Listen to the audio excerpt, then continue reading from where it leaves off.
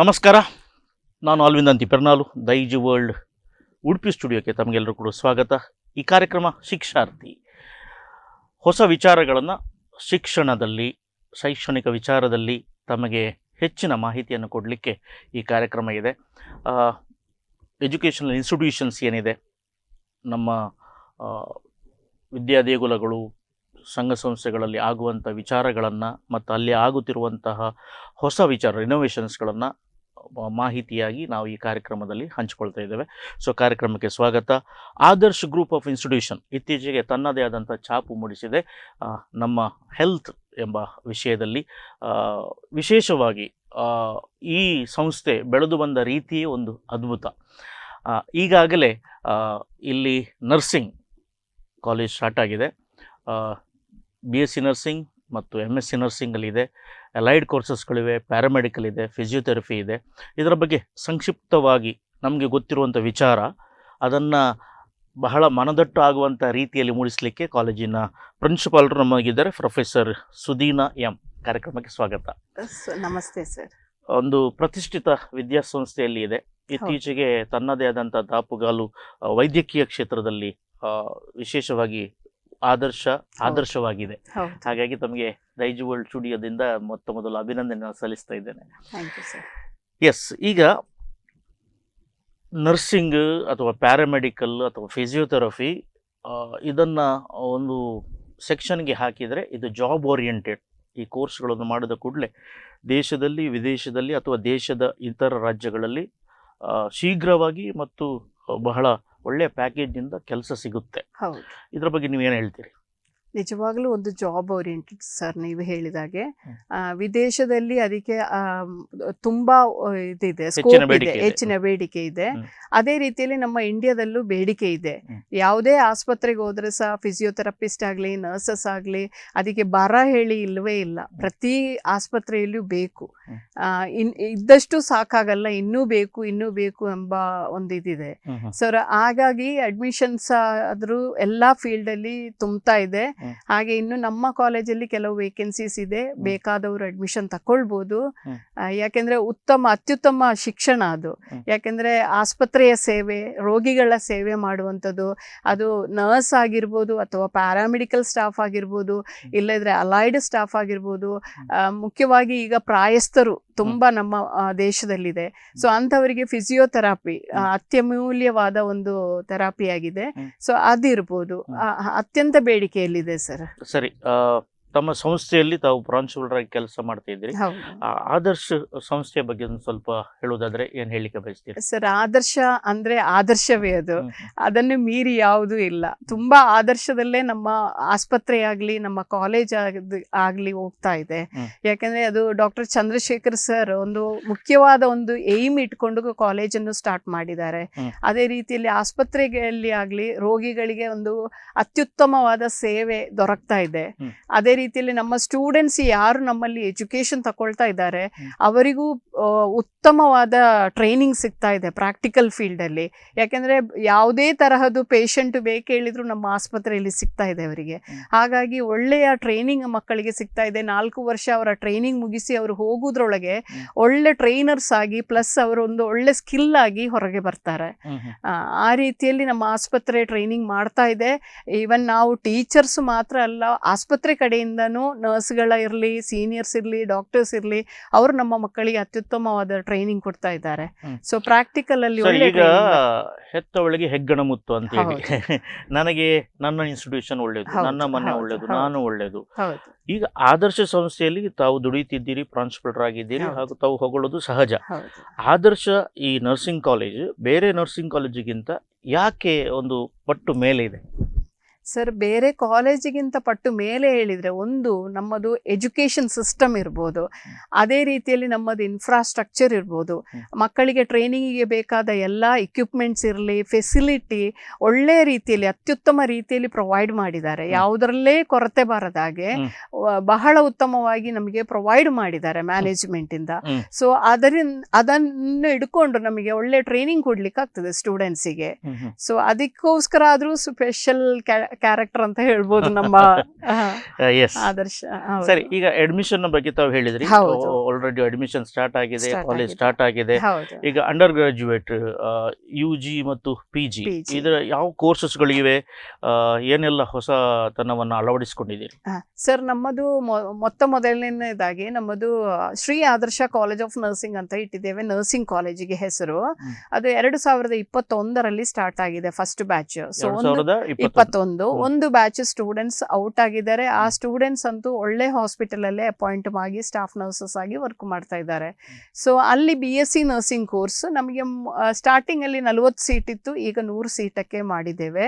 ಅದೇ ರೀತಿಯಲ್ಲಿ MSc nursing start ಮಾಡಿದ್ದೇವೆ. MSc ನರ್ಸಿಂಗ್ ಅಲ್ಲಿ 5 ಸ್ಪೆಷಾಲಿಟಿ ಇಟ್ಟಿದ್ದೇವೆ. Community health nursing, medical surgical nursing, OBG nursing, paediatric nursing ಮತ್ತೆ ಸೈಕ್ಯಾಟ್ರಿಕ್ ನರ್ಸಿಂಗ್. ಅದರೊಟ್ಟಿಗೆ ಇನ್ನೊಂದು ಕೋರ್ಸ್ ನಾವು ಆಡ್ ಮಾಡಿದ್ದೇವೆ, MSc ಇನ್ NPCC ಅಂತ, nurse practitioner in critical care. So critical care ಅದು ತುಂಬಾ ಒಳ್ಳೆ ಸ್ಕೋಪ್ ಇರುವಂತ ಕೋರ್ಸ್. ಬಟ್ ನಮ್ಮ ICU ರಿಲೇಟೆಡ್ ಆಗಿ ಬರ್ತದೆ. ಅದು ನಮ್ಮ ಇಂಡಿಯನ್ ಸೆಟ್ಟಿಂಗ್ ಅಲ್ಲಿ ಅಷ್ಟು ಸ್ಕೋಪ್ ಇಲ್ಲದಿದ್ರು ಫಾರಿನ್, ಆಸ್ಟ್ರೇಲಿಯಾ ಇರ್ಬೋದು, ಸಿಂಗಾಪುರ್ ಇರ್ಬೋದು ಅಂತ ಕಂಟ್ರೀಸ್ ಅಲ್ಲಿ ಒಳ್ಳೆ ಸ್ಕೋಪ್ ಇದೆ. ಸೊ ಅಲ್ಲಿ ಹೋದ್ರೆ ಅವರಿಗೆ ICU ಸ್ಪೆಷಲೈಸ್ಡ್ ಪರ್ಸನ್ ಅಂತ ಹೇಳಿ ವರ್ಕ್ ಮಾಡಬಹುದು. ಮತ್ತೆ ಪೇಷಂಟ್ ಇಂಟ್ಯುಬೇಷನ್ ಇರಲಿ ಅಂಥದ್ದೆಲ್ಲವನ್ನು ಡಾಕ್ಟರ್ ಹೇಗೆ ಮಾಡ್ತಾರೆ ಅದೇ ರೀತಿಯಲ್ಲಿ ನಮಗೆ ಮಾಡ್ಲಿಕ್ಕೆ ಆಗ್ತದೆ, NPCC ಕಂಪ್ಲೀಟ್ ಮಾಡಿದವರಿಗೆ. ಸೊ ಹಾಗೆ ನರ್ಸಿಂಗ್ ಫೀಲ್ಡ್ ಒಳ್ಳೆ ಸ್ಕೋಪ್ ಇದೆ. ಅಂದ್ರೆ ಈಗ ಜೆನ್ಜಿ ಜಮಾನ, ನಾವು ಎಲ್ಲ ಬೆಳೆದಂತ ಇದು ಬೇರೆ, ವಾತಾವರಣ ಬೇರೆ, ನಮ್ಮ ಕಲ್ಪನೆಗಳು ಬೇರೆ, ಕನಸುಗಳು ಬೇರೆ. ಈಗಿನವರು ಇನ್ನು ಮುಂದಿನ 25 ವರ್ಷ ಯೋಚನೆ ಮಾಡ್ತಾರೆ. ಸೊ ಏನೆಲ್ಲ ನಮ್ಮ ದೇಶದಲ್ಲಿ ಬೆಳವಣಿಗೆಗಳು ಆಗಿವೆ ನೀವು ನೋಡಿದ್ದೀರಿ. ಸೊ ಒಬ್ಬ ಅಡ್ಮಿಷನ್ಗೆ ಬರುವಂತ ವಿದ್ಯಾರ್ಥಿ, ನೀವು ಪ್ರಾಂಶುಪಾಲರಾಗಿ ನಿಮ್ಮಲ್ಲಿ ಬರುವಾಗ ನಿಮ್ಗೆ ಕೂತಲ್ಲಿ ಒಂದು ಇದಾಗಬಹುದು, ಯಾಕಂದ್ರೆ ಅವ್ರು ಆಲ್ರೆಡಿ ಪ್ರಿಪೇರ್ಡ್ ಆಗಿರ್ತಾರೆ ಮೆಂಟಲ್, ನನ್ಗೆ ಎಂಥದ್ದೇ ಬೇಕು ಅಂತ ಹೇಳಿ. ಸೊ ಎಮಂಗ್ ದ ಸ್ಟೂಡೆಂಟ್ಸ್ ಯಾವ ಕೋರ್ಸ್ ಪಾಪ್ಯುಲರ್ ಆಗಿದೆ ಈಗ? ಸರ್, ಫಿಸಿಯೋಥೆರಪಿ ತುಂಬಾ ಪಾಪ್ಯುಲರ್ ಆಗಿ ಆಗ್ತಾ ಉಂಟು ಈಗ. ಯಾಕೆಂದ್ರೆ ಫಿಸಿಯೋಥೆರಪಿ ಈಗ ಡಾಕ್ಟರ್ ಡಿಗ್ರಿಗೆ ಲೆವೆಲ್ಗೆ ತಂದಿದ್ದಾರೆ. ಅದು ಡಾಕ್ಟರ್ ಡಿಗ್ರಿ ಕೊಡ್ತಾರೆ, ಡಾಕ್ಟರ್ ಡಿಗ್ರಿ ಕೊಡ್ತಾರೆ. ಡಾಕ್ಟರ್ ಇನ್ ಫಿಸಿಯೋಥೆರಪಿ ಅಂತ ಬರ್ತದೆ. ಸೊ ಅವರು ಡಾಕ್ಟರ್ ಅಂತ ಹಾಕೊಂಡೇ ಓಡಾಡಬಹುದು. ಡಾಕ್ಟರ್ ಇನ್ ಫಿಸಿಯೋಥೆರಪಿ ಅಂತ ಅದು 5 ಇಯರ್ ಕೋರ್ಸ್ ಮಾಡಿದ್ದಾರೆ. ಬರುವ ವರ್ಷದಿಂದ ಅದು ಸೆಮೆಸ್ಟರ್ ಸಿಸ್ಟಮ್ ಮಾಡಿ 5 ವರ್ಷದ ಕೋರ್ಸ್ ಮಾಡಿದ್ದಾರೆ. 4 ವರ್ಷ ತರಬೇತಿ ಮತ್ತೆ 1 ವರ್ಷ ಇಂಟರ್ನ್ಶಿಪ್ ಪೀರಿಯಡ್ ಅಂತ. ಸೊ ಅದು ಡಾಕ್ಟರ್ ಇನ್ ಫಿಸಿಯೋಥೆರಪಿ ಅಂತಾನೆ ಈಗ ನಾಮಕರಣ ಆಗಿದೆ. ಹೌದು. ಸರಿ, ಈಗ ನೀವು ICU ರಿಲೇಟೆಡ್ ಕ್ರಿಟಿಕಲ್ ಕೇರ್ ಅಂತ ಹೇಳಿದ್ರಿ. ಯಾವ್ದಾದ್ರು ಹೊಸ ಕೋರ್ಸ್ ಅನ್ನ ಈ ಪ್ರಸಕ್ತ ಶೈಕ್ಷಣಿಕ ಸಾಲಿನಲ್ಲಿ, ಅಂದ್ರೆ ಎಜುಕೇಶನಲ್ಲಿ ನಾವು ಹೇಳ್ತೇವೆ ಅಕಾಡೆಮಿಕ್ ಇಯರ್ ಅಂತ ಹೇಳಿ 26-27 ಇಲ್ಲಿಂದ ಆರಂಭ ಮಾಡಿದ್ದು ಏನಾದ್ರು ಉಂಟಾ? ನಾವು ಫಿಸಿಯೋಥೆರಪಿನೇ ಈ ವರ್ಷ ಆರಂಭ ಮಾಡಿದ್ದೇವೆ. ಈ ನರ್ಸಿಂಗ್ ಆಗ್ಲಿ ಅಲೈಡ್ ಆಗ್ಲಿ 21ರಿಂದ ಮಾಡ್ತಾ ಇದ್ದೇವೆ. ಫಿಸಿಯೋಥೆರಪಿ ಕೋರ್ಸ್ ಈಗ 26-27ನೇ ಶೈಕ್ಷಣಿಕ ವರ್ಷದಲ್ಲಿ ಸ್ಟಾರ್ಟ್ ಮಾಡ್ತೇವೆ. ಎಲ್ಲ ಕೋರ್ಸ್ಗಳಲ್ಲಿ ಮೇಲ್ ಫಿಮೇಲ್ ಇದೆ ಸರ್. ಇದೆ ಸರ್. ಮೇಲ್ ನರ್ಸಸ್ ಇದೆ. ಹೌದು, ತುಂಬಾ ಮೇಲ್ ನರ್ಸಸ್ ಅಡ್ಮಿಷನ್ಸ್ ಆಗ್ತಾ ಇದೆ. ಹಾಗೆ ಅಲೈಡ್ ಅಲ್ಲಿಯೂ ಮ್ಯಾಕ್ಸಿಮಮ್ ಮೇಲ್ ಸ್ಟೂಡೆಂಟ್ಸ್ ಇದ್ದಾರೆ. ಈವನ್ ಫಿಸಿಯೋಥೆರಪಿಯು ಮೇಲ್ ಸ್ಟೂಡೆಂಟ್ಸ್ಗೆ ಸ್ಕೋಪ್ ಇದೆ ಸರ್. ಅದ್ಯಾಕೆ ಮೇಲ್ ಸ್ಟೂಡೆಂಟ್ಸ್ಗಳು ನರ್ಸಿಂಗಿಗೆ ಬರಬೇಕು? ಅದು ನಿಮಗೆ ಮಾತ್ರ ಸೀಮಿತ ಅಂತ ಇತ್ತು. ಈಗ ನಮ್ಮ ಕ್ಷೇತ್ರದಲ್ಲಿ ನೀವು ಬರ್ತಿದ್ದೀರಾ, ನಿಮ್ಮ ಕ್ಷೇತ್ರದಲ್ಲಿ ನಾವು ಬರ್ತಿದ್ದೇವೆ. ಓಕೆ, ಇದು ಯಾವುದಕ್ಕೂ ಕೂಡ ಇವರಿಗೆ ಸೀಮಿತವಲ್ಲ. As a principal, as a professor, ನೀವು ಯಾಕೆ ಸಜೆಸ್ಟ್ ಮಾಡ್ತೀರಿ ಮೇಲ್ ಈ ಕ್ಷೇತ್ರಕ್ಕೆ ಬರಬೇಕು ಅಂತ? ಸರ್, ಏನಂದ್ರೆ ಒಂದು ಜಾಬ್ ಓರಿಯೆಂಟೆಡ್, ಜಾಬ್ ಗ್ಯಾರಂಟಿ ಇದೆ, 100% ಸಿಗತ್ತೆ. ಅದರೊಟ್ಟಿಗೆ ಈಗ ಮೇಲ್ ಪೇಷಂಟ್ಸ್ ಹೈಯೆಸ್ಟ್ ಇರ್ತಾರೆ. ಅವರನ್ನು ಕೆಲವು ಸಲ ಮುಜುಗರ ಇರ್ತದೆ ಅವರಿಗೆ, ಹೆಣ್ಣು ಮಕ್ಕಳು, ಹೆಂಗಸರು ಇಲ್ಲದ್ರೆ ನರ್ಸಸ್ ಹೋಗಿ ಕೇರ್ ಕೊಡುವುದೆಲ್ಲ. ಅಂತ ಏರಿಯಾದಲ್ಲಿ ನಮಗೆ ಮೇಲ್ ನರ್ಸಸ್ ಇದ್ರೆ ಅವರಿಗೂ ಸೇಫ್ ಆಗಿ ಸೆಕ್ಯೂರಿಟಿ ಆಗಿ ಇರ್ತಾರೆ. ಅದೇ ರೀತಿಯಲ್ಲಿ ನಮಗೂ ಒಂದು ಕಂಫರ್ಟೇಬಲ್ ಆಗ್ತದೆ. ಪೇಷಂಟ್ಗಳು ಕೆಲವೊಮ್ಮೆ ಸ್ಟ್ರಾಂಗ್ ಇರ್ತಾರೆ. ಹೌದು, ಸ್ಟ್ರಾಂಗ್ ಇರ್ತಾರೆ. ಹೌದು, ಫಿಸಿಕಲಿ ಸ್ಟ್ರಾಂಗ್ ಇರ್ತಾರೆ. ಕೆಲವೊಮ್ಮೆ ಸ್ಟಬರ್ನ್ ಇರ್ತಾರೆ. ಸೊ ಇಂಥವರಿಗೆ ಕಂಟ್ರೋಲ್ ಮಾಡ್ಲಿಕ್ಕೆ ಅಥವಾ ಚಿಕಿತ್ಸೆ ಕೊಡ್ಲಿಕ್ಕೆ ಅಥವಾ ನೀವು ಹೇಳಿದಾಗೆ ಸೇವೆ ಮಾಡ್ಲಿಕ್ಕೆ ಸ್ವಲ್ಪ ಫಿಮೇಲ್ಗೆ ಕಷ್ಟ. ಈ ಸಂದರ್ಭದಲ್ಲಿ ಓಕೆ, ಹೊರದೇಶದಲ್ಲಿ ಇವರಿಗೆಲ್ಲ ಒಳ್ಳೆ ಡಿಮಾಂಡ್ ಇದೆ ಸರ್. ಹೊರದೇಶದಲ್ಲಿಯೂ ಡಿಮಾಂಡ್ ಇದೆ. ಈಗ ಕಲ್ತು ಮುಗಿಸಿದ ಮಕ್ಕಳು, ನನ್ನದೇ ಸ್ಟೂಡೆಂಟ್ಸ್ ಇದ್ದಾರೆ, ಅವರೀಗ ಇಮಿಡಿಯೇಟ್ ಎಲ್ಲಿನೂ ಕೆಲಸಕ್ಕೂ ಹೋಗ್ಲಿಲ್ಲ. ಅದಕ್ಕಿಂತ ಮೊದಲು ಹೊರದೇಶಕ್ಕೆ ಅಪ್ಲೈ ಮಾಡಿ ಅದೆಲ್ಲ ಇದೆ ಮೇಲ್ ನರ್ಸಸ್ ಅವರೆಲ್ಲ ಕಂಪ್ಲೀಟ್ ಮಾಡಿ ಈಗ ಹೊರದೇಶಕ್ಕೆ ಹೋಗ್ಲಿಕ್ಕೆ ಈಗ ಹೊರಟಿದ್ದಾರೆ. ಅಲ್ಲಿ ಹೋಗ್ಬೇಕಾದ್ರೆ ಏನಾದ್ರು ಪರೀಕ್ಷೆ ಎಲ್ಲ ಕಟ್ಟಬೇಕು, ಹೌದು ಅದರಲ್ಲಿ ಹೌದು ಒಂದು ಮಾರ್ಕ್ಸ್ ಸಿಗಬೇಕು. ಸಿಗ್ಬೇಕು. ನೀವೇನು ಹೌದು. ಗೈಡ್ ಮಾಡ್ತೀರಾ?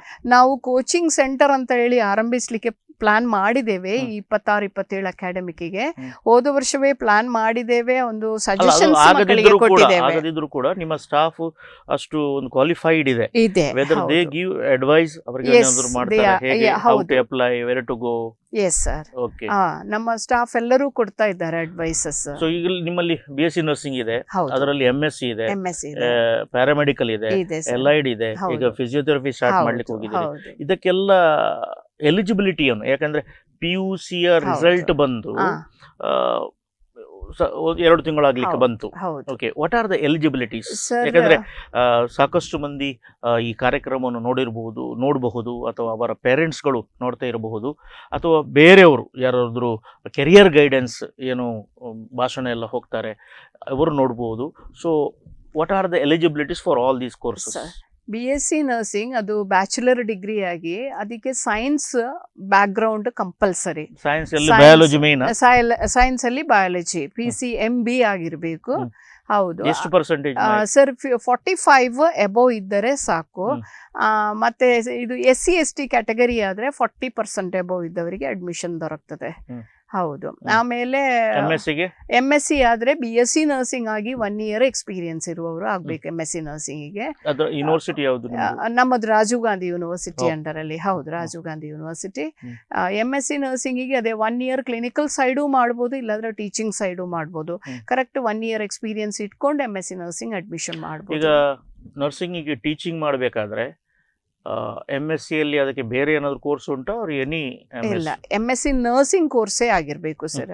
ಹೌದು. ಅದು ಬಿಟ್ಟು ನಮಗೆ ಬೇರೆ ಸಬ್ಜೆಕ್ಟ್ಸ್ ಇದೆ, ಅನಾಟಮಿ, ಫಿಸಿಯಾಲಜಿ ಅಂತ ಸಬ್ಜೆಕ್ಟ್ಸ್ ಇದೆ. ಹ್ಮ್. ಅದನ್ನು ಬೇಕಿದ್ರೆ ಡಾಕ್ಟರ್ಸ್ ಬಂದು ಕ್ಲಾಸಸ್ ಮಾಡಬಹುದು. ನಾವು ನರ್ಸಸ್ಸೇ ಮಾಡ್ಬೇಕಂತಿಲ್ಲ, ಡಾಕ್ಟರ್ಸ್ ಹೊರಗಿಂದ ಬಂದು ಮಾಡಬಹುದು. ಹೌದು. ನರ್ಸಸ್ ಇದು ನರ್ಸಿಂಗ್ ಓರಿಯೆಂಟೆಡ್ ಯಾವ್ದೆಲ್ಲ ಸಬ್ಜೆಕ್ಟ್ ಇದೆ. ಹೌದು, ಪ್ರಿನ್ಸಿಪಲ್ ಆಗೋ ಮೊದಲು ನೀವು ಟೀಚ್ ಮಾಡಿದ್ದೀರಿ, ಟೀಚ್ ಈಗಲೂ ಮಾಡಿದ್ದೇನೆ, ಟೀಚ್ ಮಾಡ್ತೀರಿ. ಈಗಲೂ ಸೊ ವಾಟ್ ಇಸ್ ದ ಮಾಡ್ತೇನೆ. Extra qualification for teaching in nursing? Nursing ಅಂದ್ರೆ ಸ್ಪೆಷಲೈಸೇಷನ್ ಇನ್ ನರ್ಸಿಂಗೇ ಆಗಿರ್ಬೇಕು. Okay okay. ಹೌದು. ಬೇರೆ ಫೀಲ್ಡ್ ಅಲ್ಲಿ ಆದವರಿಗೆ ಆಗುದಿಲ್ಲ. ಹೌದು. ಮತ್ತೆ ಫಿಸಿಯೋಥೆರಪಿಗೆ? ಫಿಸಿಯೋಥೆರಪಿನೇ ಅಲ್ಲ, ಆದವರು ಇರಬೇಕು. ಕ್ವಾಲಿಫಿಕೇಶನ್? ಕ್ವಾಲಿಫಿಕೇಶನ್ ಸೇಮ್, MSc ಇನ್ ಫಿಸಿಯೋಥೆರಪಿ, ಹ್ಮ್. ಇಲ್ಲದ್ರೆ BSc allied science?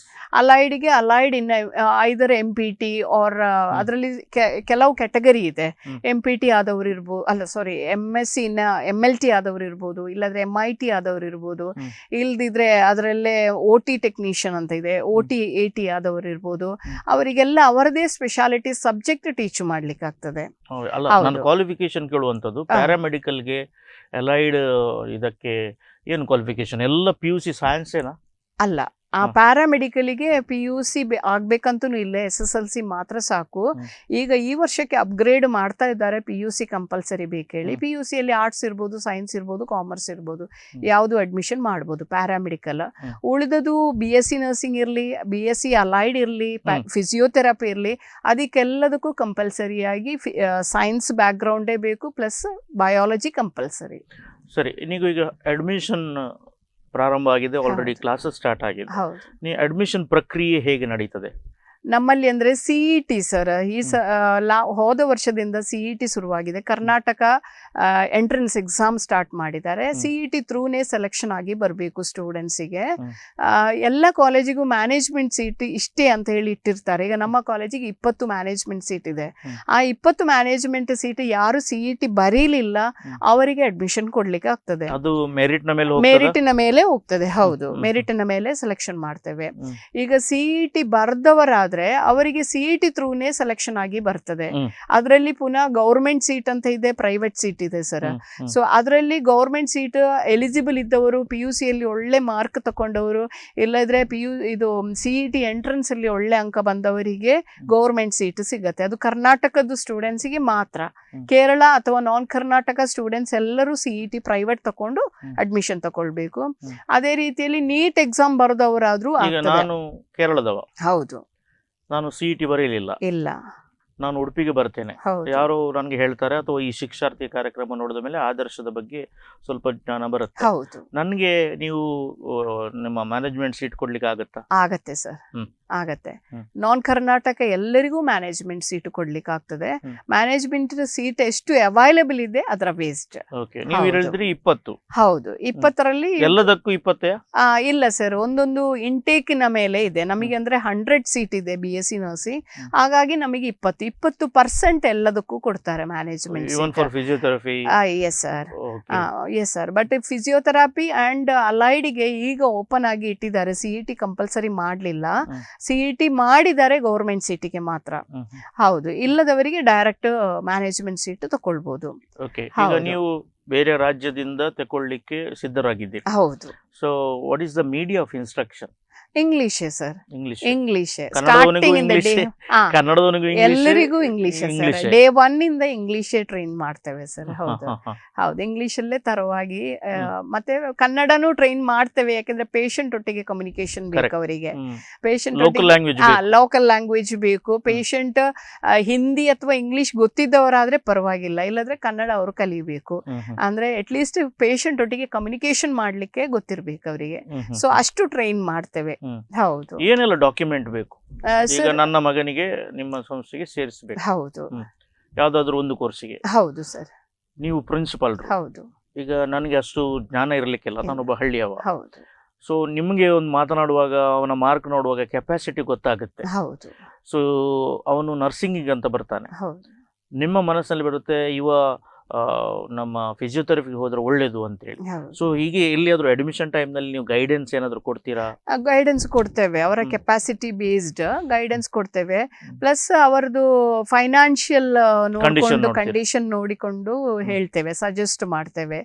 Even students brilliant ಇದ್ರೆ ಈವನ್ ನಾವು ಅವರಿಗೆ CET ಥ್ರೂ ಬಂದು ಗೌರ್ಮೆಂಟ್ ಸೀಟಿಗೂ ಸಜೆಸ್ಟ್ ಮಾಡ್ತೇವೆ. ಅವರಿಗೆ ಒಳ್ಳೆ ಪರ್ಸೆಂಟೇಜ್ ಇದ್ರೆ ಗೌರ್ಮೆಂಟ್ ಥ್ರೂ ಬಂದ್ರೆ ಅವರಿಗೆ ಇನ್ನೂ ಫೀಸ್ ರಿಡಕ್ಷನ್ ಆಗ್ತದೆ. ಸೊ ಅದನ್ನು ಗೈಡೆನ್ಸ್ ಕೊಡ್ತೇವೆ ಸರ್ ಅವರಿಗೆ. ಹೌದು. ಏನೆಲ್ಲ ಡಾಕ್ಯುಮೆಂಟ್ಸ್ ಬೇಕು ಸರ್? SSLC ಒರಿಜಿನಲ್ ಮೇನ್ ಆಗಿ ಬೇಕು, PUC ಒರಿಜಿನಲ್ ಮಾರ್ಕ್ಸ್ ಕಾರ್ಡ್ ಬೇಕು. ಅದು ಬಿಟ್ಕೊಂಡು ನಮಗೆ TC ಒರಿಜಿನಲ್ ಬರಬೇಕು, ಮತ್ತೆ ಆಧಾರ್ ಕಾರ್ಡ್ ಇದು ಕಾಪಿ, ಆಮೇಲೆ ಇನ್ಕಮ್ ಅಂಡ್ ಕಾಸ್ಟ್ ಇದು ಕಾಪಿ. ಅಷ್ಟೇ ಸರ್. ಮ್ಯಾನೇಜ್ಮೆಂಟ್ ಸೀಟ್ ಆದ್ರೆ ಅಷ್ಟೇ ಸಾಕು. ಗೌರ್ಮೆಂಟ್ CET ಬಂದ್ರೆ ಅವರದ್ದು ಕ್ಯಾಟಗರಿ ಇರ್ತದೆ, ಅವರದ್ದು ಗ್ರಾಮೀಣ ಅಭ್ಯರ್ಥಿ ಇರ್ತದೆ, ಇಲ್ಲದ್ರೆ ಕನ್ನಡ ಮಾಧ್ಯಮ ಇರ್ತದೆ, ಇಲ್ಲದ್ರೆ SC ST ಕ್ಯಾಂಡಿಡೇಟ್ ಅಂತ ಇರ್ತದೆ.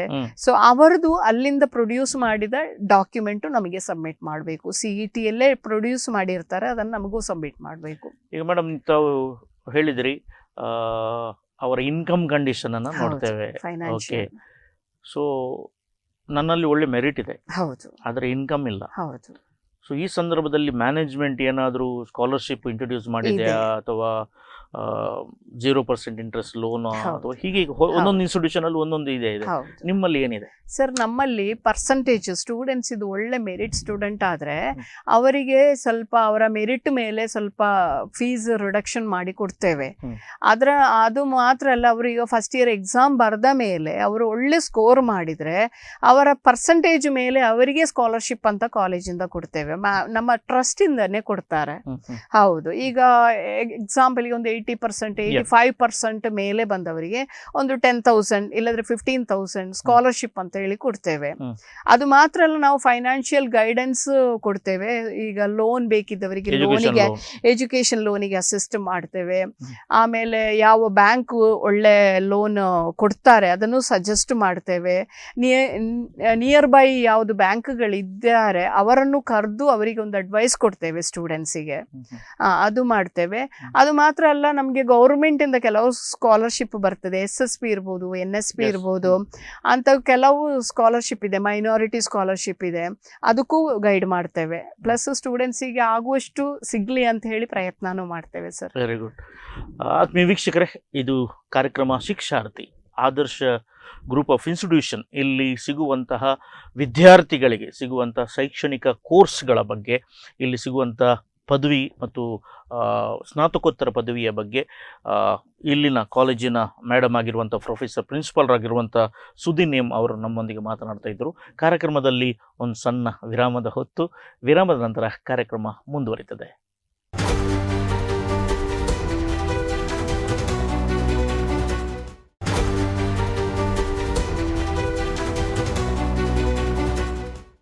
ವೀಕ್ಷಕರೇ, ಕಾರ್ಯಕ್ರಮ ಶಿಕ್ಷಾರ್ಥಿ ವಿರಾಮ್ ನಂತರ ತಮಗೆ ಈ ಕಾರ್ಯಕ್ರಮಕ್ಕೆ ಸ್ವಾಗತವನ್ನು ಕೊಡ್ತಿದ್ದೇನೆ. ಆದರ್ಶ ಗ್ರೂಪ್ ಆಫ್ ಇನ್ಸ್ಟಿಟ್ಯೂಷನ್ ಇಲ್ಲಿನ ನರ್ಸಿಂಗ್ ಕಾಲೇಜಿನ ಪ್ರಾಂಶುಪಾಲರು ನಮ್ಮೊಂದಿಗಿದ್ದಾರೆ. ಸುದೀನ್ ಎಂ ಅವರು ತಮ್ಮ ಸಂಸ್ಥೆಗಳಲ್ಲಿ ಸಿಗುವಂಥ ಸೌಲಭ್ಯಗಳು, ವಿಶೇಷವಾಗಿ ಡಿಗ್ರಿಗಳು, ಎಲೈಡ್ ಮತ್ತು ಪ್ಯಾರಾಮೆಡಿಕಲ್ ಕೋರ್ಸಸ್ ಬಗ್ಗೆ ಹೇಳ್ತಿದ್ರು, ಅಡ್ಮಿಷನ್ನ ಬಗ್ಗೆ ಹೇಳಿದರು, ಫೈನಾನ್ಷಿಯಲ್ ಸಪೋರ್ಟ್ನ ಬಗ್ಗೆ ಹೇಳಿದರು, ಸ್ಕಾಲರ್ಶಿಪ್ನ ಬಗ್ಗೆ ಹೇಳಿದರು, ಯಾಕೆ ಆದರ್ಶ ಬೇರೆಯವರಿಗಿಂತ ಸ್ವಲ್ಪ ಮೇಲ್ಪಟ್ಟು ಇದೆ ಅದನ್ನು ಕೂಡ ಹೇಳಿದರು. ಕಾರ್ಯಕ್ರಮ ಮುಂದುವರಿಸ್ತೇನೆ. ಮೇಡಮ್, ಈಗ ನಾನು ಸಂಸ್ಥೆಗೆ ಸೇರುವುದು, ಡಿಗ್ರಿಗೆ ಸೇರುವುದು ನನ್ನ ದುರಾಲೋಚನೆ ಅಲ್ಲ, ದುರಾಲೋಚನೆ ಅಂದರೆ ನನಗೊಂದು ಕೆಲಸ ಸಿಗಬೇಕು. ಈಗ ಕೆರಿಯರ್ ಗೈಡೆನ್ಸ್ ತಾವು ಆವಾಗ ಹೇಳ್ತೀರಿ, ನೋಡಿ ಇಲ್ಲಿ ಇಷ್ಟಿದೆ ಅಂತ ಹೇಳಿ. ನಿಮ್ಮ ಈಗ ಎಲ್ಲ ಇದರಲ್ಲಿ ಇಂಜಿನಿಯರಿಂಗ್ ಕಾಲೇಜಸ್ನಲ್ಲಿ, ಮೆಡಿಕಲ್ ಕಾಲೇಜ್ನಲ್ಲಿ ಕ್ಯಾಂಪಸ್ ಅಂತ ಹೇಳಿ ಸೆಲೆಕ್ಷನ್ಸ್ ಅಂತ ಇದೆ. ಸೊ ನಿಮ್ಮದು ಎಲ್ಲಿ ಯಾರಾದರೂ ಒಟ್ಟಿಗೆ ಟೈ ಅಪ್ ಆಗಿದಾ, ಎಲ್ಲಿಯಾದರೂ ಜಾಬ್ ಆಪರ್ಚುನಿಟೀಸನ್ನು ಮಾಡಿಕೊಡ್ತೀರಾ ಅಥವಾ ಅದರ ಬಗ್ಗೆ ಏನಾದರೂ ಗೈಡೆನ್ಸ್ ಕೊಡ್ತೀರಾ, ಹೇಗೆ? ಹೌದು ಸರ್, ನಾವು ಮಾಡಿದ್ದೇವೆ. ನಮ್ಮದಂದ್ರೆ ಫಸ್ಟ್ ಬ್ಯಾಚಿಗೆ ಹೋದ ವರ್ಷ ಕಂಪ್ಲೀಟ್ ಆದವರು, ಅವರಿಗೆ ನಮ್ಮ ಆಸ್ಪತ್ರೆಯಲ್ಲೇ ಫಸ್ಟ್ ಪ್ರಿಫರೆನ್ಸ್ ಕೊಟ್ಟಿದ್ದೇವೆ. ಯಾಕೆಂದ್ರೆ ಅವರು ನಮ್ಮಲ್ಲೇ ಟ್ರೈನ್ ಆದವರು, ಒಳ್ಳೆ ಸ್ಕಿಲ್ ಇದ್ದಾರೆ ಮಕ್ಕಳು. ಹೌದು, ಫಸ್ಟ್ ಪ್ರಾಡಕ್ಟ್ ಅದಕ್ಕೆ ನಮ್ಮ ಹಾಸ್ಪಿಟಲಲ್ಲೇ ಕೊಟ್ಟಿದ್ದೇವೆ. ಅದರೊಟ್ಟಿಗೆ ಇವನ ಪಕ್ಕದ್ದು KMC ಆಸ್ಪತ್ರೆಗೂ ತುಂಬಾ ಮಂದಿಗೆ ಸಜೆಸ್ಟ್ ಮಾಡಿದ್ದೇವೆ. ಪ್ಲಸ್ ಹೆಚ್ಚಿನ ಮಕ್ಕಳು ಜಾಯಿನ್ ಆಗಿದ್ದಾರೆ, ಅವರಿಗೆ ಜಾಯಿನ್ ಆಗ್ಲಿಕ್ಕೆ ಬೇಕಾದ ಗೈಡೆನ್ಸ್ ನಾವೇ ಕೊಟ್ಟಿದ್ದೇವೆ. ಪ್ಲಸ್ ಕ್ಯಾಂಪಸ್ ಸೆಲೆಕ್ಷನ್ ಈ ವರ್ಷದಿಂದ ಮಾಡ್ತಾ ಇದ್ದೇವೆ ಸರ್. ಕ್ಯಾಂಪಸ್ ಸೆಲೆಕ್ಷನ್ ಮಾಡಿ ಯಾವುದು ಇಂಡಿಯಾದಲ್ಲಿ ಒಳ್ಳೆ ಆಸ್ಪತ್ರೆಗಳಿದೆ ಅಲ್ಲಿಗೆ ನಾವು ಸಜೆಸ್ಟ್ ಮಾಡಿ ಅಲ್ಲಿಂದನೇ ಕ್ಯಾಂಪಸ್ ಸೆಲೆಕ್ಷನ್ ಕೊಟ್ಟು ಸ್ಟೂಡೆಂಟ್ಸಿಗೆ ಜಾಬ್ ಕೊಡುವ ಹಾಗೆ ಪ್ಲಾನ್ ಮಾಡ್ತಾ ಇದ್ದೇವೆ. ಈಗ ಜಾಬ್ ಸಿಗುವುದಾದ್ರೆ ಇನ್ಸ್ಟೆಂಟ್ ರಪ್ಪಕ್ಕ ಆಗ್ಬೇಕು ನಮ್ಗೆ. ನಾನು ಮೊದಲು ಹೇಳಿದೆ ಜೆನ್ಜಿ, ಇನ್ನು ಬರುವಂತದ್ದು ಸ್ಟೂಡೆಂಟ್ಸ್ಗಳು ಜೆನ್ಜಿ, ಇವರನ್ನ ನೋಡಿಕೊಳ್ಳುವುದೇ ತಮ್ಗೆ ಕಷ್ಟ. ಇನ್ನು ಜೆನ್ ಆಲ್ಫಾ ಬರುತ್ತೆ, ಅದಕ್ಕೂ ಸಿದ್ಧರಾಗಬೇಕು. ಈಗ ಯಾವ ಕೋರ್ಸ್ ಅನ್ನ ನೀವು ಸಜೆಸ್ಟ್ ಮಾಡ್ತೀರಿ ಅಥವಾ ಹೈಯೆಸ್ಟ್ ಆಗಿ ಅದಕ್ಕೆ ಡಿಮಾಂಡ್ ಉಂಟು? ಸರ್, ಹೈಯೆಸ್ಟ್ ಡಿಮ್ಯಾಂಡ್ ಇರೋದು ನರ್ಸಿಂಗ್ ಕೋರ್ಸೇ. BSc ನರ್ಸಿಂಗ್ ಕೋರ್ಸಿಗೆ ಹೈಯೆಸ್ಟ್ ಡಿಮ್ಯಾಂಡ್ ಇದೆ. ಯಾಕೆಂದ್ರೆ ಒಂದು ಆಸ್ಪತ್ರೆ ಉಂಟು ಹೇಳಿದ್ರೆ ಅಲ್ಲಿ ಒಬ್ಬರು ಇಬ್ಬರು ನರ್ಸಸ್ ಸಾಲದು. ಶಿಫ್ಟ್ಗಳಿರ್ತದೆ, ಮಾರ್ನಿಂಗ್ ಶಿಫ್ಟ್ ಡ್ಯೂಟಿ ಇರ್ಬೋದು, ಆಫ್ಟರ್ನೂನ್ ಇರ್ಬೋದು, ಇಲ್ದಿದ್ರೆ ನೈಟ್ ಶಿಫ್ಟ್ ಡ್ಯೂಟಿ ಇರ್ಬೋದು. ಅಂತ ಕಡೆಗೆ ಹೈಯೆಸ್ಟ್ ನರ್ಸಸ್ಸೇ ಬೇಕಾಗ್ತದೆ ಶಿಫ್ಟ್ ಚೇಂಜ್ ಮಾಡಲಿಕ್ಕೆ. ಸೊ ಆಸ್ಪತ್ರೆಯ bed strength based student nurses ಬೇಕಾಗ್ತದೆ. ಒಂದು ICU ಪೇಷಂಟ್ ಇದ್ರೆ 1:1 ಕೊಡ್ತಾರೆ. ICU ratio. ಹೌದು, ಇದು ಜನರಲ್ ವಾರ್ಡ್ ಆದ್ರೆ 1:20 ಹಾಗೆ ಕೊಡ್ತಾರೆ. ಒಂದು 20 ಪೇಷಂಟ್ ಇದ್ರೆ ಒಂದು ನರ್ಸ್ ಅಲ್ಲಿ ಇರಲೇಬೇಕು ಹೇಳ್ಕೊಂಡು. ಅದು ಒಂದು ಶಿಫ್ಟಿಗೆ ಬಂದ್ರೆ ಇನ್ನೊಂದು ಶಿಫ್ಟಿಗೆ ಹಾಗೆ, ನೈಟ್ ಶಿಫ್ಟಿಗೆ ಹಾಗೆ ಒಂದು ದಿನಕ್ಕೆ ಅಟ್ಲೀಸ್ಟ್ 3 ಅಥವಾ 4 ಮೆಂಬರ್ಸ್ ಬೇಕಾಗ್ತದೆ ಒಂದು ಪರ್ಟಿಕ್ಯುಲರ್ ವಾರ್ಡ್ ಅಲ್ಲಿ. ಈಗ ಒಂದು ಪೇಷಂಟ್ ICU ಪೇಷಂಟ್ ಆದ್ರೆ 4 ನರ್ಸ್ ಬೇಕು. ಅಂದ್ರೆ ಒಂದೊಂದು ಶಿಫ್ಟ್ ಚೇಂಜ್ ಆದಾಗೆ ನರ್ಸಸ್ ಬೇಕಾಗ್ತದೆ. ಸೊ ಹೈಯೆಸ್ಟ್ ಡಿಮ್ಯಾಂಡ್ ನರ್ಸಿಂಗ್ ಕೋರ್ಸಿಗೆನೆ ಇದೆ. ನಮ್ಮ ಇಂಡಿಯಾದಲ್ಲಿ ಮಾತ್ರ ಅಲ್ಲ, ಅಬ್ರಾಡ್ ಅಲ್ಲಿ ಸಹ, ಫಾರಿನ್ ಕಂಟ್ರೀಸ್ ಅಲ್ಲಿ ಸಹ ಹೈಯೆಸ್ಟ್ ಡಿಮ್ಯಾಂಡ್ ಅಲ್ಲಿ ಇರೋದು ನರ್ಸಿಂಗ್ ಕೋರ್ಸೇ. ಎಲ್ಲಿಯಾದ್ರೂ ಫಾರಿನ್ ನಲ್ಲಿ ತುಂಬಾ ಹಾಸ್ಪಿಟಲ್ಸ್ ಅಥವಾ ಹೆಲ್ತ್ ಇನ್ಸ್ಟಿಟ್ಯೂಷನ್ಸ್ ಎಲ್ಲ ಇದೆ, ಅವರೊಟ್ಟಿಗೆ ನಿಮ್ದು ಏನಾದ್ರು ಟೈ ಅಪ್ ಏನಾದ್ರು? ನಾವು ಇಷ್ಟರವರೆಗೆ ಮಾಡಿದ್ದಿಲ್ಲ ಸರ್, ಇನ್ನು ಮುಂದಕ್ಕೆ ಮಾಡ್ತೇವೆ. ಹೌದು, ಅಂದ್ರೆ ಸ್ಟೂಡೆಂಟ್ಸಿಗೆ ಜರ್ಮನ್ ಟ್ರೈನಿಂಗ್ ಕೊಟ್ಟು, ಜರ್ಮನ್ ಲ್ಯಾಂಗ್ವೇಜ್ ಟ್ರೈನಿಂಗ್ ಕೊಟ್ಟು, ಹೌದು, ಹಾಗೆ ಸ್ಟೂಡೆಂಟ್ಸ್ ಅನ್ನು ಸಜೆಸ್ಟ್ ಮಾಡ್ತಾ ಇದ್ದೇವೆ ಬೇರೆ ಕಂಟ್ರೀಸ್. ಜರ್ಮನಿಯಲ್ಲಿ ಬೇರೆ ಎಲ್ಲದಕ್ಕೂ ಕೂಡ ಇಂಗ್ಲಿಷ್ ನಡೀತದೆ. ಹೌದು, ಹೆಲ್ತ್ಗೆ ಅವರದ್ದು ಸ್ಟ್ರಿಕ್ಟ್ ಇದೆ, ಜರ್ಮನ್ ಲ್ಯಾಂಗ್ವೇಜ್ ಕಂಪಲ್ಸರಿ. ಹೌದು ಹೌದು. ಈಗ ನಾನು BSc ನರ್ಸಿಂಗ್ ಮಾಡಿದ್ದೇನೆ, 2 ವರ್ಷ ಕೆಲಸ ಮಾಡಿದೆ. ನನಗೇನು ಅನಿಸ್ತದೆ, ಅಥವಾ ಫಾರ್ ಮೈ ಬೆಟರ್ ಫ್ಯೂಚರ್ ನನಗೀಗ ಪೋಸ್ಟ್ ಗ್ರಾಜುಯೇಷನ್ ಮಾಡಬೇಕು, ಅದಕ್ಕೆ ಅವಕಾಶ ಇದೆ ಸರ್. BSc ನರ್ಸಿಂಗ್ ಆಗಿ ಅದೇ 1 year ಎಕ್ಸ್ಪೀರಿಯನ್ಸ್ ಬೇಕು. 1 ವರ್ಷದ ಎಕ್ಸ್ಪೀರಿಯನ್ಸ್ ಆದ ಕೂಡಲೇ MSc ನರ್ಸಿಂಗಿಗೆ ಅಪ್ಲೈ ಮಾಡಿ MSc ನರ್ಸಿಂಗಿಗೆ ಜಾಯಿನ್ ಆಗ್ಬೋದು. MSc ನರ್ಸಿಂಗ್ ಜಾಯಿನ್ ಆಗಿ ನೀವು 2 years ಕಂಪ್ಲೀಟ್ ಮಾಡಿದ ಮೇಲೆ ಇನ್ನೊಂದು ಕೋರ್ಸ್ ಇದೆ MPhil ನರ್ಸಿಂಗ್ ಅಂತ. MPhil ನರ್ಸಿಂಗು ಮಾಡ್ಬೋದು. ಅದಾದ ಮೇಲೆ ಮತ್ತೆ PhD ನರ್ಸಿಂಗ್ ಇದೆ. PhD ನರ್ಸಿಂಗ್ ಐದರ್ ಪಾರ್ಟ್ ಟೈಮ್ ಅಥವಾ ಫುಲ್ ಟೈಮಿಗೆ ಹೋಗ್ಬೋದು. ನಿಮ್ಮಲ್ಲಿ ಅವಕಾಶ ಉಂಟಾ PhD? ನಮ್ಮಲ್ಲಿ ಸ್ಟಾರ್ಟ್ ಮಾಡಿಲ್ಲ, ಬೇರೆ ಯೂನಿವರ್ಸಿಟೀಸ್ ಅಲ್ಲಿದೆ. ರಾಜೀವ್ ಗಾಂಧಿ ಯೂನಿವರ್ಸಿಟಿಯಲ್ಲಿದೆ, ಬಟ್ ಬೇರೆ ಕಾಲೇಜಸ್ ಅಲ್ಲಿದೆ. ನಮ್ಮಲ್ಲಿ ಅಂದ್ರೆ ಎಲಿಜಿಬಲ್ PhD ಗೈಡ್ ಬೇಕು. ಗೈಡ್ ಇದ್ರೆ ಮಾತ್ರ ಸ್ಟಾರ್ಟ್ ಮಾಡ್ಲಿಕ್ಕೆ ಆಗ್ತದೆ. ಈಗ ನಾನೇ PhD ಮಾಡ್ತಾ ಇದ್ದೇನೆ ರಾಜೀವ್ ಗಾಂಧಿ ಅಂಡರ್ ಅಲ್ಲಿ. ಈಗ ನಾನು ಕಂಪ್ಲೀಟ್ ಆದ ಕೂಡಲೇ ನಾನೇ ಒಂದು ಗೈಡ್ ಆಗ್ಬೋದು.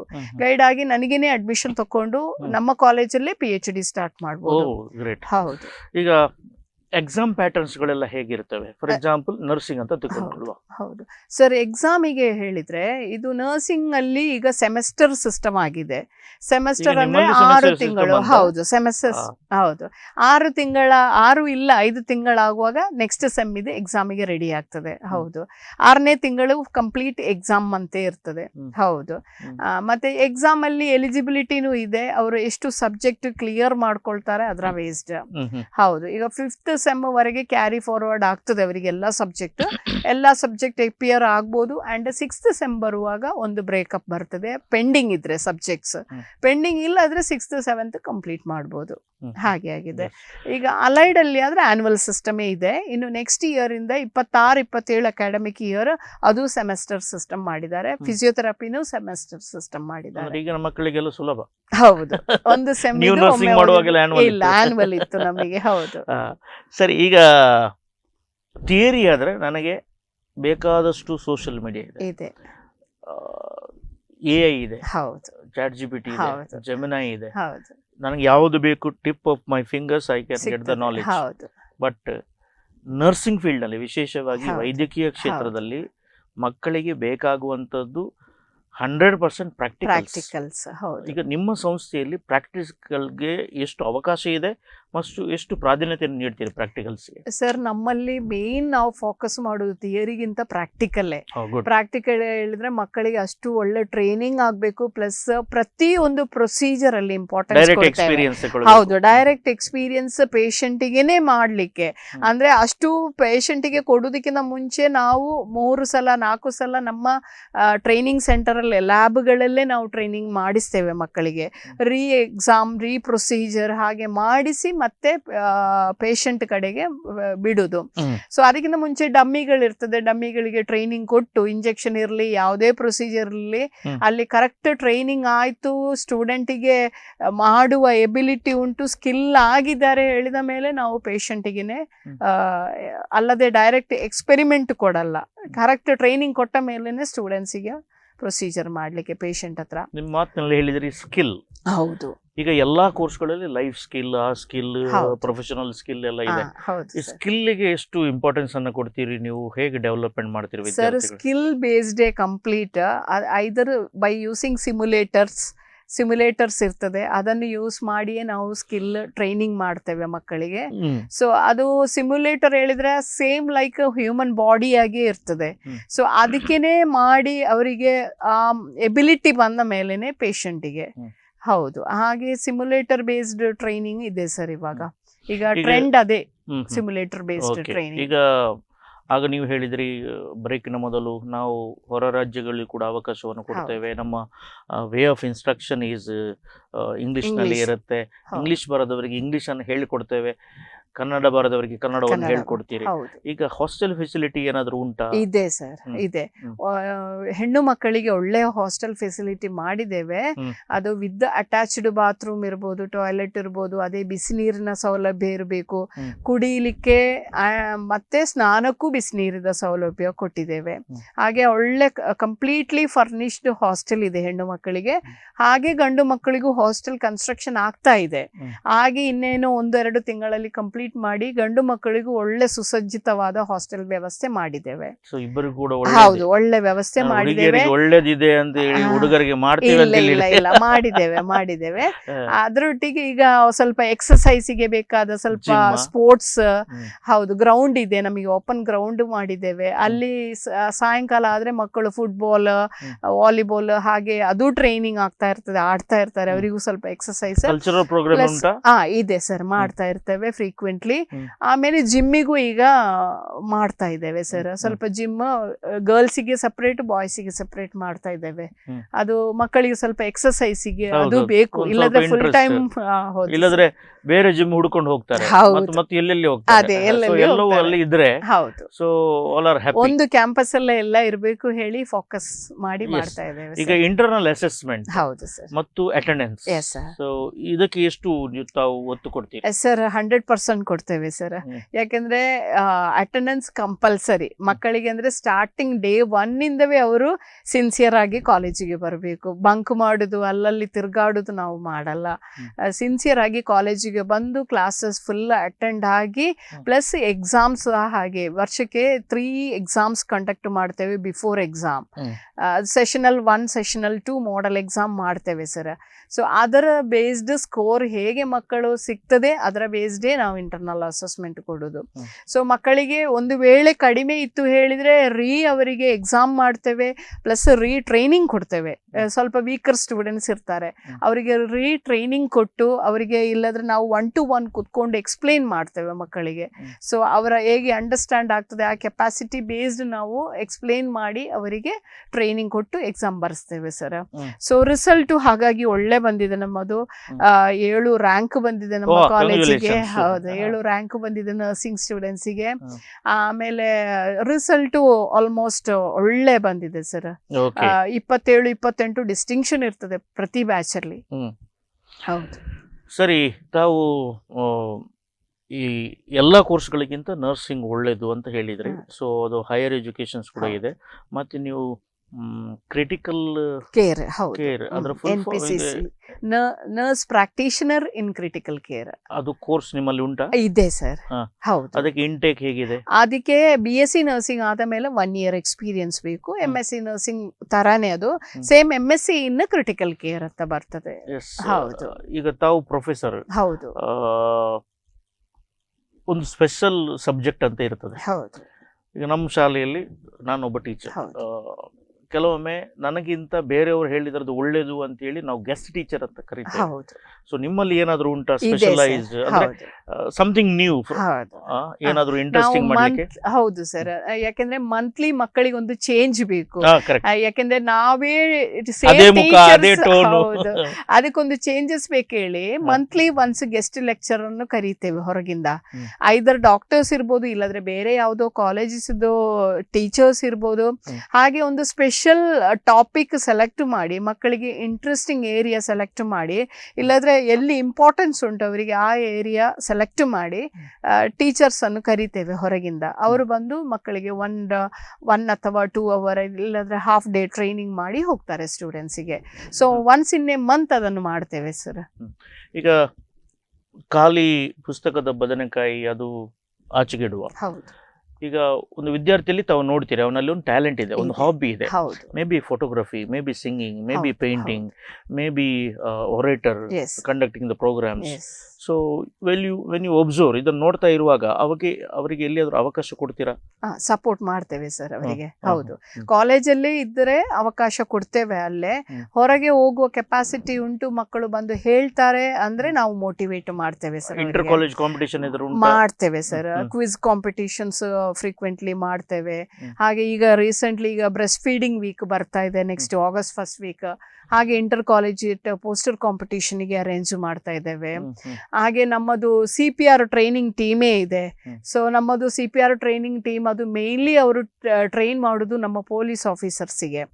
ಸೊ ಮಲ್ಪೆದು ಪೊಲೀಸ್ ಸ್ಟೇಷನ್ಗೆ ಒನ್ಸ್ ಇನ್ ಎ ಮಂತ್ ಅವರು ನಮಗೆ ಕರೀತಾರೆ. ಕೆಲವು ಸಲ ಹೊಸ ಪೊಲೀಸ್ ಕಾನ್ಸ್ಟೇಬಲ್ಸ್ ಬಂದ ಹಾಗೆ ಕರೀತಾ ಇರ್ತಾರೆ. ಸೊ ನಾವು ಅಲ್ಲಿ ಹೋಗಿ ನಮ್ಮ ಟೀಮೇ ಇದೆ, ಸ್ಟೂಡೆಂಟ್ಸ್ ಎಲ್ಲ ಬ್ಯಾಚಿಂದ ಸ್ಟೂಡೆಂಟ್ಸಿಗೆ ಟ್ರೈನ್ ಮಾಡ್ತೇವೆ. ಸೊ ಆ ಟೀಮ್ ಪ್ಲಸ್ ನಮ್ಮದೊಂದು ಫ್ಯಾಕಲ್ಟಿ, ಅವರು ಟ್ರೈನ್ಡ್ ಪರ್ಸನ್, ಅವರು ಹೋಗಿ ಅಲ್ಲಿ ಪೊಲೀಸ್ ಕಾನ್ಸ್ಟೇಬಲ್ಸಿಗೆಲ್ಲ ಟ್ರೈನ್ ಮಾಡಿ ಬರ್ತದೆ. ಇನ್ ಕೇಸ್ ಆಫ್ ಎಮರ್ಜೆನ್ಸಿ ಹೇಗೆ CPR ಮಾಡಬೇಕು, ಫಸ್ಟ್ ಏಡ್ ಮ್ಯಾನೇಜ್ಮೆಂಟ್ ಹೇಗೆ ಮಾಡಬೇಕು, ಏನೆಲ್ಲ ರೀತಿಯಲ್ಲಿ ಮಾಡ್ಬೋದು, ಯಾವುದೆಲ್ಲ ಪೊಲೀಸರಿಗೆ ಮಾತ್ರ. ಯಾಕೆಂದ್ರೆ ಅವರು ಫಸ್ಟ್ ಹ್ಯಾಂಡ್ ಅಲ್ಲಿ ಆಕ್ಸಿಡೆಂಟ್ ಇರಲಿ, ಇಂಜುರಿ ಇರಲಿ ಇರುವವರು ಅವರು, ಮತ್ತೆ ಲೋಕಲ್ ನಮ್ಮ ಪೀಪಲ್ ಬರೋದು. ಸೊ ಪೊಲೀಸರ್ಸಿಗೆ ಮೇನ್ ನಾವು ಕೊಡ್ತೇವೆ ಟ್ರೈನಿಂಗ್. ಅವರಂದ್ರೆ ತರೋ ಆಗಿರ್ಬೇಕು, ಹೇಗೆ ಮ್ಯಾನೇಜ್ ಮಾಡ್ಲಿಕ್ಕೆ, ಪ್ಯಾನಿಕ್ ಆಗಬಾರ್ದು ಹೇಳಿ ಆ ಟೈಮಲ್ಲಿ. ನಂದೊಂದು ರಿಕ್ವೆಸ್ಟ್ ಇದೆ ನಿಮ್ಮಲ್ಲಿ, Chandrashekhar, doctor Chandrashekhar. So why can't you give this training, first aid or CPR for the primary school teachers? Sir ಮಾಡ್ತಾ ಇದ್ದೇವೆ. ಈವನ್ ನಾವೊಂದು ಬಾಂಡೇಜ್ ಬರುತ್ತೆ. ನಾವೊಂದು ಆದರ್ಶ ಸಂಸ್ಥೆ ಟೀಚರ್ಸ್ ಡೇ ವತಿಯಿಂದ ನಾನು ಮಾಧ್ಯಮದಲ್ಲಿ ನೋಡಿದ್ದು, ಟೀಚರ್ಸ್ ಅವಾರ್ಡ್ ಏನು ಆದರ್ಶ ಶಿಕ್ಷಕರನ್ನು ಕೊಡ್ತೀರಿ ನೀವು, ಅವಾರ್ಡ್ ಕೊಡ್ತೀರಿ. ಸೊ ಅದೊಂದು ಒಳ್ಳೆ ಲಕ್ಷಣ. ನಿಮ್ಮಲ್ಲಿ ಸಾಕಷ್ಟು ಶಿಕ್ಷಕರು ಇದ್ರು ಕೂಡ ಬೇರೆ ಉಡುಪಿ ಏರಿಯಾದಲ್ಲಿ ಫೆಸಿಲಿಟೇಷನ್ ಮಾಡ್ತೀರಿ, ಗ್ರೇಟ್. ಸೊ ಆದರ್ಶ ಸಂಸ್ಥೆಯಿಂದ ಒಂದು ಫಸ್ಟ್ ಏಡ್, ಯಾಕಂದ್ರೆ ಈಗಿನ ವಿದ್ಯಾರ್ಥಿಗಳು ಮೆಂಟಲಿ ಸ್ಟ್ರಾಂಗ್ ಇದ್ದಾರೆ, ಫಿಸಿಕಲಿ ಸ್ಟ್ರಾಂಗ್ ಇಲ್ಲ, ಯಾಕಂದ್ರೆ ಮೊಬೈಲ್, ಜಂಕ್ ಫುಡ್ ಅದೆಲ್ಲ. ಆ ಸಂದರ್ಭದಲ್ಲಿ ಬಹುಶಃ B.Ed ಆಗಲಿ D.Ed ಆಗಲಿ ಅವರಿಗೆ ಫಸ್ಟ್ ಏಡ್ ಎಲ್ಲ ಬರೋಲ್ಲ. ಎಲ್ಲಿಯಾದ್ರೂ ಮಾಡಿದ್ರೆ ಉತ್ತಮ ಅಂತ. ಹೌದು ಸರ್, ಒಂದು ಪ್ರಯತ್ನ ಮಾಡಿ. ಮಾಡ್ತೇವೆ ಸರ್. ಒಂದು 2-3 ಸ್ಕೂಲ್ಗಳಲ್ಲಿ ಹೋಗಿ ಮಾಡಿದ್ದೇವೆ ನಾವು. ಮಾಡಿದ್ದೇವೆ ಕಾರ್ಕಳ, ಆಮೇಲೆ ಇಲ್ಲಿ ನಮ್ಮ PPC ಯಲ್ಲಿ, ಹಾಗೆ 1-2-3 ಕಾಲೇಜಲ್ಲಿ ಮಾಡಿದ್ದೇವೆ. ಹೌದು. ಇನ್ನು ಮುಂದಕ್ಕೆ ಜಾಸ್ತಿ ಮಾಡ್ತೇವೆ ಸರ್. ಸರಿ, ನಿಮ್ಮ ಫಸ್ಟ್ ಬ್ಯಾಚ್ ಬಂದಿದೆ ಹೊರಗೆ. ಹೌದು. So old students are the real advertisers of institution, mouth to mouth publicity. ನೀವು ಮೀಡಿಯಾದಲ್ಲಿ ಎಷ್ಟು ಕೊಡಿ, ಪೇಪರ್ ಪ್ರಿಂಟ್ ಮೀಡಿಯಾದಲ್ಲಿ ಎಷ್ಟು ಕೊಡಿ, ಅದಕ್ಕಿಂತ satisfied batch went out successful. ನಿಮ್ಗೆ ಬಾರಿ ಖುಷಿ ಇದೆ, 7 ರ್ಯಾಂಕ್ ಬಂದಿದೆ ಅಂತ ತಾವು ಹೇಳಿದಿರಿ. ಇಮಿಡಿಯೇಟ್ BSc ಆದ ಮೇಲೆ ನರ್ಸಿಂಗ್ ಮಾಡ್ಲಿಕ್ಕೆ ಉಂಟಾ? ತಾವು ಹೇಳಿದ್ರಿ ಒಂದು ವರ್ಷ ಎಕ್ಸ್ಪೀರಿಯನ್ಸ್ ಬೇಕು, ಡೈರೆಕ್ಟ್ ಆಗುದಿಲ್ಲ. ಸೊ ನಿಮ್ಮ ಸಂಸ್ಥೆಯಲ್ಲಿ ತಾವು ಮಾಡಬಹುದು. ಹೌದು, ಟೀಚಿಂಗ್ ಅಲ್ಲಿನೂ ಮಾಡಬಹುದು, ಹಾಸ್ಪಿಟಲ್ ಸೈಡ್ ಅಲ್ಲಿಯೂ ಮಾಡಬಹುದು, ಆಮೇಲೆ MSc ನರ್ಸಿಂಗ್ ಗೆ ಅಪ್ಲೈ ಮಾಡಬಹುದು. ಹೌದು ಸರ್. ಈಗ ಓಲ್ಡ್ ಸ್ಟೂಡೆಂಟ್ಸ್ ಇದ್ರೆ ಅವರು ಜೂನಿಯರ್ಸ್ ನವರಿಗೆ ಪ್ಲೇಸ್ಮೆಂಟ್ಸ್ ಎಲ್ಲ ಹೇಳ್ಬಹುದು. ಅಲುಮಿನಿ ಅಸೋಸಿಯೇಷನ್ ಅಲುಮ್ನ ತಾವು ಮಾಡ್ಲಿಕ್ಕೆ ನೋಡ್ತಾ ಇದ್ದೀರಿ, ಯಾಕಂದ್ರೆ ಫಸ್ಟ್ ಬ್ಯಾಚ್ ಹೋಗಿದೆ. ಮಾಡ್ತೇವೆ ಸರ್ ಇಮಿಡಿಯೇಟ್. ಆಮೇಲೆ ಅದು ಮಾತ್ರ ಅಲ್ಲ ಸರ್, ಓಲ್ಡ್ ಸ್ಟೂಡೆಂಟ್ಸ್ ಈಗ ಅಬ್ರಾಡ್ ಅಲ್ಲಿ ವರ್ಕ್ ಮಾಡುವವರಿದ್ರೆ ಒನ್ಸ್ ಇನ್ ಎ ವೈಲ್ ಅವರು ವಿಸಿಟ್ ಮಾಡುವಾಗ ಕಾಲೇಜಿಗೆ ಬಂದ್ರೆ ಅವರ ಥ್ರೂ ನಮಗೆ ಒಂದು ಟ್ರೈನಿಂಗ್ ಕೊಡ್ಲಿಕ್ಕೆ ಆಗ್ತದೆ ಸ್ಟೂಡೆಂಟ್ಸ್ಗೆ. ಸೊ ಅವರೇ ಒಂದು ಇನ್ಸ್ಪೈರ್. ಹೌದು, ಹಾಗೆ ಒಂದು ಟ್ರೈನಿಂಗ್ ಪ್ರೋಗ್ರಾಮು ಪ್ಲಾನ್ ಮಾಡಿದ್ದೇವೆ. ಹೌದು.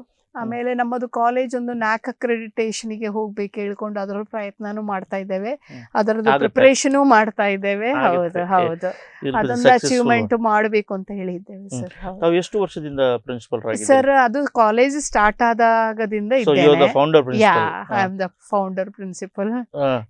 ಯಾಕೆ ನಿಮ್ಗೆ ಆದರ್ಶ ಇಷ್ಟ? ನಿಮ್ಗೆ ಬೇರೆ ಎಲ್ಲ ತುಂಬಾ ಮಂದಿ ಗಾಳ ಹಾಕಿದಿರಬಹುದು, ನಮ್ಮ ಕಾಲೇಜಿಗೆ ಬನ್ನಿ, ನಮ್ಮ ಕಾಲೇಜಿಗೆ. ಇಲ್ಲ ಸರ್, ನಾನು ಅದಕ್ಕಿಂತ ಮುಂಚೆ ಇದ್ದೆ, ನ್ಯೂ ಸಿಟಿ ವಿದ್ಯಾರತ್ನ ಕಾಲೇಜಲ್ಲಿ ಎಲ್ಲ ವರ್ಕ್ ಮಾಡ್ತಾ ಇದ್ದೆ. ನ್ಯೂ ಸಿಟಿಯಲ್ಲಿಯೂ ಪ್ರಿನ್ಸಿಪಲ್ ಆಗಿದ್ದೆ 3 ವರ್ಷ. ಆಮೇಲೆ ಇದು ಹೊಸ ಕಾಲೇಜ್ ಸ್ಟಾರ್ಟ್ ಆದಾಗ ನನಗೆ ಅಂದರೆ ಸ್ವಲ್ಪ ಕನ್ವೀನಿಯನ್ಸ್, ಮನೆಯಿಂದ ಹೋಗಿ ಬರಲಿಕ್ಕೆ ಕನ್ವೀನಿಯನ್ಸ್ ಇದೆ. ಹಾಗಾಗಿ ನಾನು ಆದರ್ಶ ಆಪ್ಟ್ ಮಾಡಿದೆ. ಪ್ಲಸ್ ಒಳ್ಳೆ ಟ್ರೈನಿಂಗ್ ಸ್ಟೂಡೆಂಟ್ಸಿಗೆ ಕೊಡ್ಲಿಕ್ಕೆ ಆಗ್ತದೆ, ಯಾಕೆಂದರೆ ಪೇಷಂಟ್ ಕೆಪಾಸಿಟಿ ನಮ್ಮ ಹಾಸ್ಪಿಟಲಲ್ಲಿ ತುಂಬ ಉಂಟು.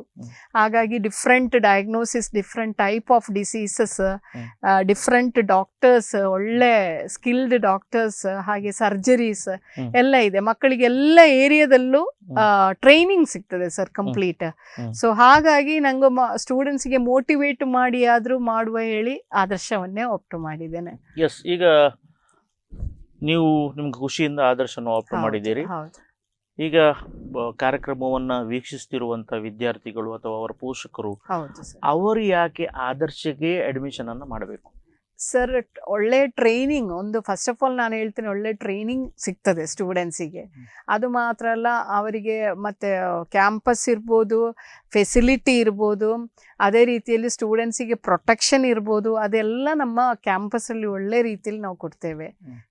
ಅವರಿಗೆ ಏನೇ ಪ್ರಾಬ್ಲಮ್, ಹೆಲ್ತ್ ಇಶ್ಯೂಸ್ ಇರಲಿ, ಅದಕ್ಕೆ ಟೀಚರ್ಸ್ ಅವರೊಟ್ಟಿಗೆ ಕೋಆರ್ಡಿನೇಟ್ ಮಾಡಿ ಅವರನ್ನು ಹಾಸ್ಪಿಟ್ಲಿಗೆ ಕರ್ಕೊಂಡು ಹೋಗೋದಿರಲಿ, ಟ್ರೀಟ್ಮೆಂಟ್ ಕೊಡಿಸೋದಿರಲಿ, ಅದೆಲ್ಲ ಕರೆಕ್ಟ್ ಟೈಮಲ್ಲಿ ಮಾಡ್ತೇವೆ. ಪ್ರೊಟೆಕ್ಷನ್ ಸ್ಟೂಡೆಂಟ್ಸಿಗೆ ಒಳ್ಳೆ ಕೊಡ್ತೇವೆ ಕಾಲೇಜ್ ವತಿಯಿಂದ. ಹೌದು, ಹಾಗೆ ಟ್ರೈನಿಂಗ್ ಒಳ್ಳೆ ಕೊಡ್ತೇವೆ. ಅಂದ್ರೆ ವಿದ್ಯಾರ್ಥಿಗಳು ಅಂದ್ರೆ PUC ಇಂದ ಬರುವಂತದ್ದು, ಒಂದು ರೀತಿಯ ಲೀಡರ್ಶಿಪ್ ಕ್ವಾಲಿಟಿ ಅವರ ಹತ್ರ ಇದ್ರೆ, ನಿಮ್ಮಲ್ಲಿ ಇಲೆಕ್ಷನ್, ಪ್ರೆಸಿಡೆಂಟ್ ಅದು ಏನಾದ್ರು ಉಂಟಾ? ನಮ್ಮದಂದ್ರೆ SNA ಅದೇ ಅಂತ ಇದೆ ಸರ್, ಸ್ಟೂಡೆಂಟ್ ನರ್ಸಸ್ ಅಸೋಸಿಯೇಷನ್ ಅಂತ ಇದೆ. ಕಂಪಲ್ಸರಿ ನಮಗೆ TNAI ಅಂಡರ್ಲಿ ಮಾಡ್ಲಿಕ್ಕೆ ಇದೆ.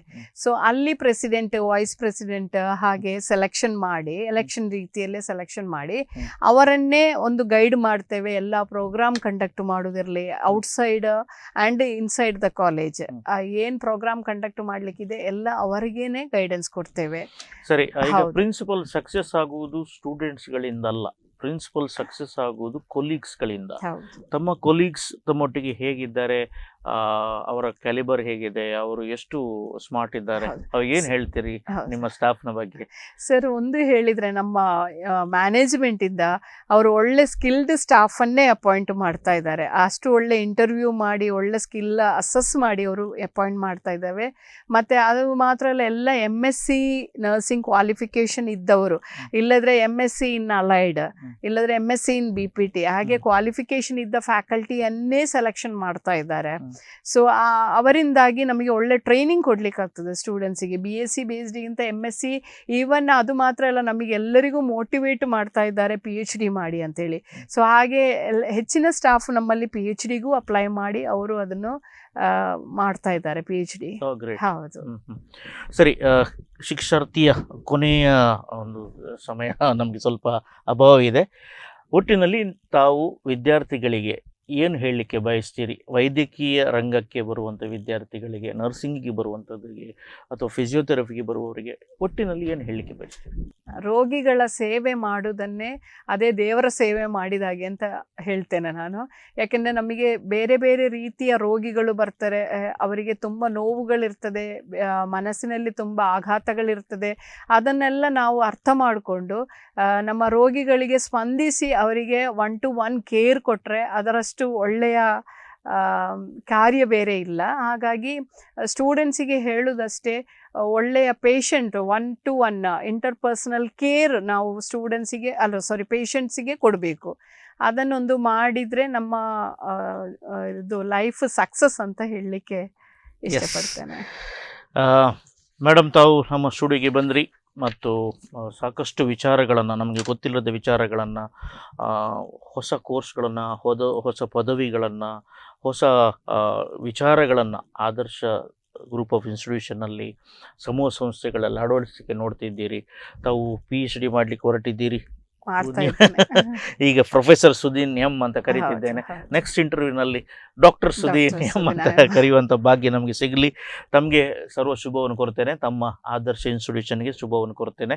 ಕಾರ್ಯಕ್ರಮಕ್ಕೆ ಬಂದದ್ದಕ್ಕೆ ತಮಗೆ ವಂದನೆಗಳು. ಆತ್ಮೀಯ ವೀಕ್ಷಕರೇ, ಇದು ಇಂದಿನ ಶಿಕ್ಷಾರ್ಥಿ ಕಾರ್ಯಕ್ರಮ. ಮುಂದಿನ ಕಾರ್ಯಕ್ರಮದಲ್ಲಿ ಹೊಸ ವಿಚಾರದೊಂದಿಗೆ ಬರ್ತೇನೆ. ಅಲ್ಲಿಯವರೆಗೆ ನೋಡ್ತಾ ಇರಿ ದೈಜ್ ವರ್ಲ್ಡ್ 247. ನಮಸ್ಕಾರ.